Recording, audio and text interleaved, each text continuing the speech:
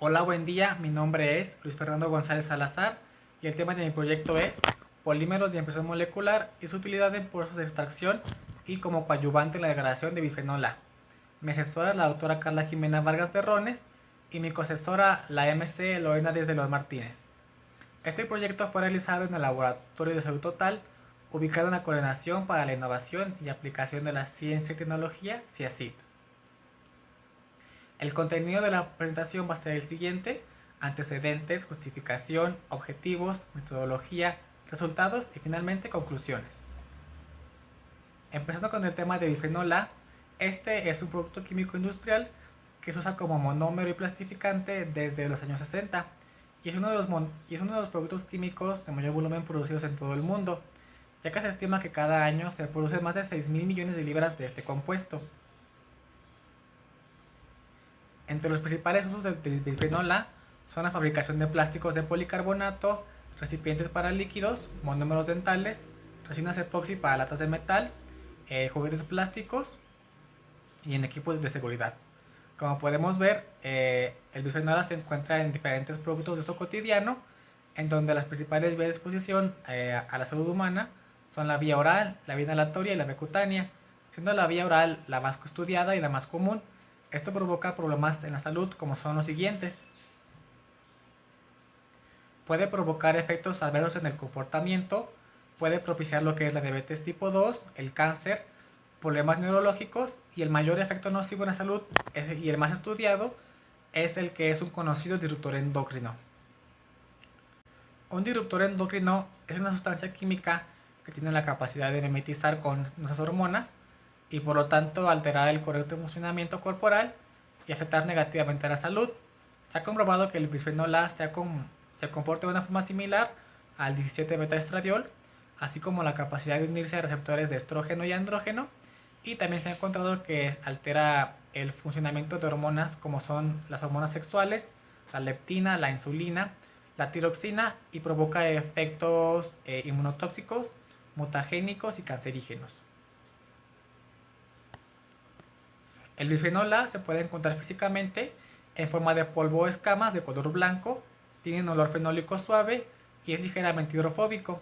En la figura 1 podemos observar lo que es la estructura molecular de bifenol A y en la tabla 1 sus principales propiedades físico-químicas.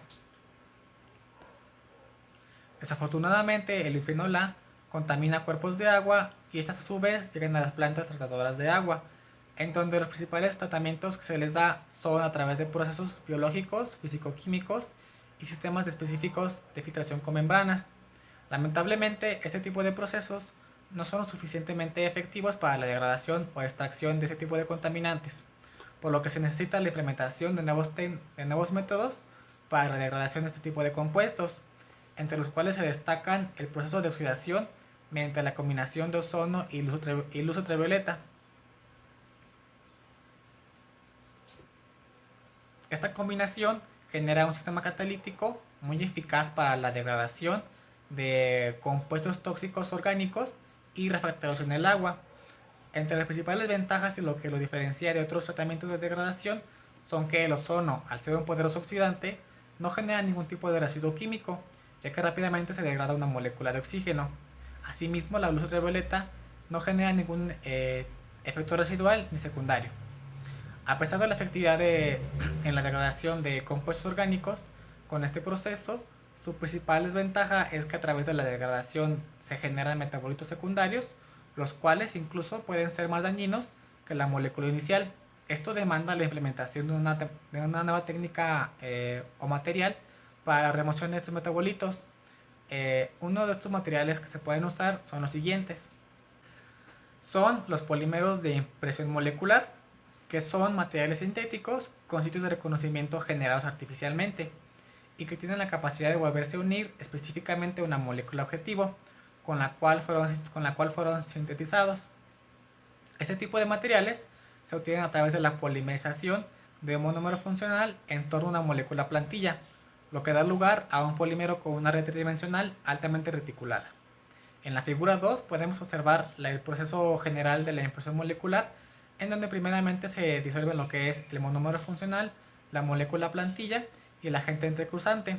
Este último es el que le va a dar la estructura tridimensional. Posteriormente esto conduce a un autoensamblaje de los compuestos y posteriormente se lleva a cabo lo que es la polimerización. Una parte muy importante de la impresión molecular es la eliminación de la molécula plantilla, ya que a través de esta eliminación de la molécula plantilla se crean lo que son las cavidades, que son complementarias tanto en tamaño, forma y orientación de los grupos funcionales de la molécula plantilla. Pasando a la justificación, se han detectado niveles de bifenol A en diferentes cuerpos de agua alrededor del mundo. Como hemos visto, esto provoca la contaminación del agua y a su vez efectos negativos en la salud humana. Y en México no es la excepción, ya que también se han hecho estudios en donde se han encontrado niveles de bisfenol A en cuerpos de agua en territorio mexicano. Aunado a esto, que no hay una regulación para en los límites máximos permisibles de BPA en aguas, así como la nula legislación en la producción de materiales con bisfenol A, y esto pues demanda lo que es la creación y la implementación de nuevas técnicas analíticas para lo que es la detección, la cuantificación, la degradación y la absorción de estos contaminantes. Todo esto con el fin de la remediación de aguas. Y bueno, estas nuevas metodologías tienen que ser de bajo costo, que posean una alta versatilidad y un periodo de vida extendido. Todo esto lo podemos encontrar en lo que son los polímeros de impresión molecular y en el proceso de oxidación mediante el ozono y la luz ultravioleta. El objetivo general de este proyecto es evaluar la capacidad del polímero para la extracción de BPA y como coadyuvante en el proceso de degradación de BPA con el proceso de ozono y luz ultravioleta. Los objetivos específicos son sintetizar los polímeros por diferentes metodologías, caracterizarlos morfológicamente, crear una metodología para la cuantificación de BPA y generar la degradación de este compuesto usando los polímeros como coadyuvantes. Pasando a lo que es la metodología, empezamos con la síntesis de los polímeros, en donde el primer método de síntesis fue por el método de emulsión, en el cual consiste la generación de dos soluciones. La solución A, que está constituida por metacrilato de sodio como monómero funcional, bisfenol A como molécula plantilla, metanol tolueno como porógenos, EDGMA como agente intercruzante y AIBN como iniciador. La solución B se preparó añadiendo agua desionizada, alcohol polivinílico y laurisulfato, en donde la solución A fue colocada en un baño de glicerina a una temperatura de 70 grados centígrados con una atmósfera inerte de nitrógeno, y la solución B fue añadida a la solución A través de una septa con ayuda de una jeringa. Esto a través de un goteo para así generar la polimerización en las gotas del emulsificante. Esta síntesis se llevó a cabo con agitación constante y en un periodo de tiempo de 24 horas. Los siguientes dos métodos fueron el método de masa y coprecipitación. Estos siguieron la misma metodología de la solución A del método por emulsión, a diferencia que en el método de masa no se llevó a cabo con una agitación constante, mientras que en el método de coprecipitación se llevó a cabo añadiendo 5 veces más cantidad de porógeno y con agitación constante. El tiempo de reacción y temperatura fueron las mismas. Polímeros usando ácido clorhídrico 0.1 molar en metanol para posteriormente llevarse a cabo a calentar por 15 minutos. Consecutivamente se llevó a sonicar por 10 minutos y finalmente se llevó a cabo a centrifugar para, una vez terminado este proceso, retirar el líquido sobrenadante y repetir este proceso por 4 veces. Una vez limpios los polímeros, se llevó a cabo los ensayos de retención, en donde se usaron columnas de extracción para fase sólida, las cuales fueron empacadas con 20 miligramos de polímero, en donde se les agregó una solución de una parte por millón de BPA para dejarse en contacto por 10 minutos, para posteriormente llevarse a análisis.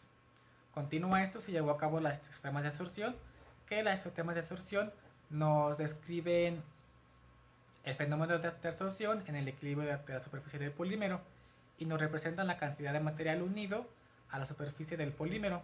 Esta siguió la misma metodología de los ensayos de retención, a diferencia que se usaron 9 concentraciones diferentes, las cuales se dejaban igualmente en contacto por 10 minutos y posterior a esto se llevó a cabo su análisis. Finalmente, los ensayos de degradación se llevaban a cabo en una cámara de luz UV, en donde se tenía una solución de una parte por millón en 10 mililitros, la cual tenía un flujo constante de gas ozono. Y las variables fueron la cantidad de polímero agregado, que fueron 0, 10 y 20 miligramos, y los tiempos de muestreo fueron de los minutos 0.5, 1, 2, 5, 10 y 15 minutos. Estos experimentos se llevaron a cabo por duplicado, ya que se usaron dos diferentes pHs, 7 y 5. La técnica analítica para la cuantificación de bifenol A fue la cromatografía de gases masas. En la presente diapositiva se presenta lo que es las especificaciones del equipo, así como las condiciones del método. Pasando a la parte de los resultados, empezamos con la síntesis de los polímeros, en donde se obtuvo las siguientes características físicas, en donde se puede ver que por el método de emulsión se obtuvo un polímero de forma irregular, con un color blanco y una textura uniforme y con pequeñas hojuelas. En el método de masa se obtuvo un polímero ligeramente transparente, y en el método de precipitación se obtuvo un polímero de color opaco, de forma irregular y textura endurecida. Posterior a la síntesis se llevó a cabo lo que fue la caracterización morfológica de los polímeros a través de la microscopía electrónica de barrido, en donde se obtuvieron diferentes micrografías. En la figura 3 está la de la síntesis por emulsión, en donde se obtuvieron partículas esféricas aglomeradas. Entre el rango de tamaño fue de entre 67 y 100 micrómetros. Esto se debe a que durante la síntesis de este método se lleva a cabo en las gotas de la polimerización, que están suspendidas en la fase miscible, lo que genera moléculas esféricas de un tamaño del orden de micrómetros. En la figura 4 se observa lo que es el método por coprecipitación, y en este método se observan partículas de una morfología en forma de pastilla, con un rango de tamaño entre los 100 y 180 nanómetros. Esta morfología igualmente se debe a que durante la síntesis, al tener un exceso de porógeno y el polímero se hace insoluble, se separa de la disolución, formando núcleos de reacción, y el porógeno pasa a ser el agente dispersante. Finalmente, para el método de masa, se obtuvo un polímero de una forma de partícula aglomerada con una morfología no definida y un tamaño de partícula heterogéneo. Y pues eso se debe a que durante esta síntesis no lleva agitación, y la creación de esta síntesis se da a cabo en un bloque o monolito, como se observa en la micrografía de la figura 5. Igualmente aquí se presentan lo que son las especificaciones del equipo con el cual fue utilizado. Entonces, pasando a la parte de los senderos de retención, se observó que en los tres métodos de síntesis se obtuvo un porcentaje de retención superior al 99%. Esto a comparación del polímero no impreso, es decir, que este polímero se sintetizó sin la molécula plantilla, y esto contrasta con el valor obtenido de 69%, ya que en los polímeros impresos tienen las cavidades complementarias a la molécula plantilla y por lo tanto tuvieron un mejor porcentaje de retención.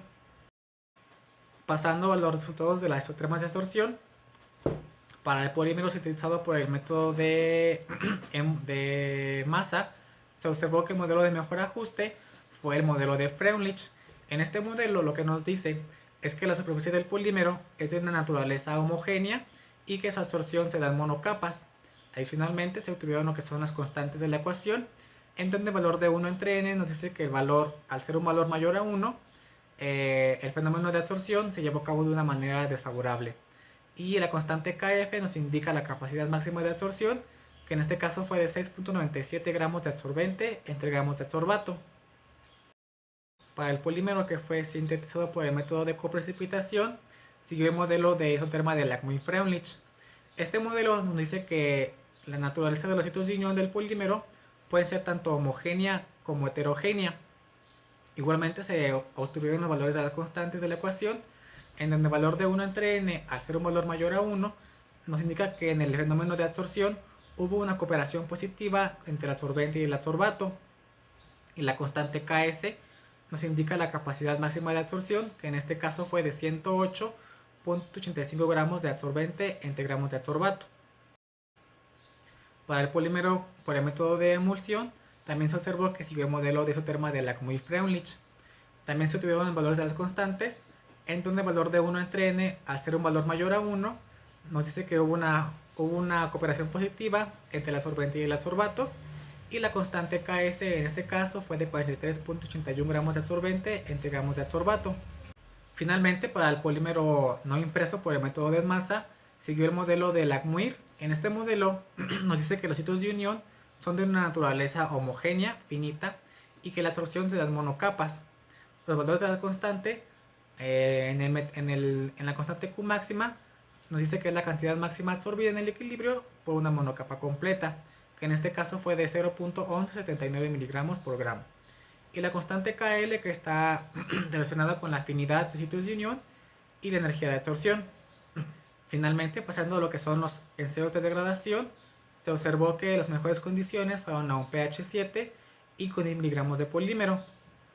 En la figura 11 observamos el cromatograma de la degradación de BPA a pH 7 sin polímero y en minuto 5, en donde observamos tres picos correspondientes a los metabolitos generados en la degradación de BPA.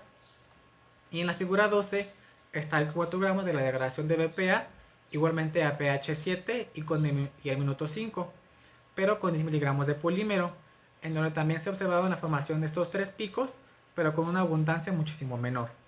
Al momento de sobreponer estos cromatogramas, es más clara la disminución de la abundancia de los picos con y sin polímero. Esto nos indica que el polímero absorbe estos metabolitos generados por la degradación.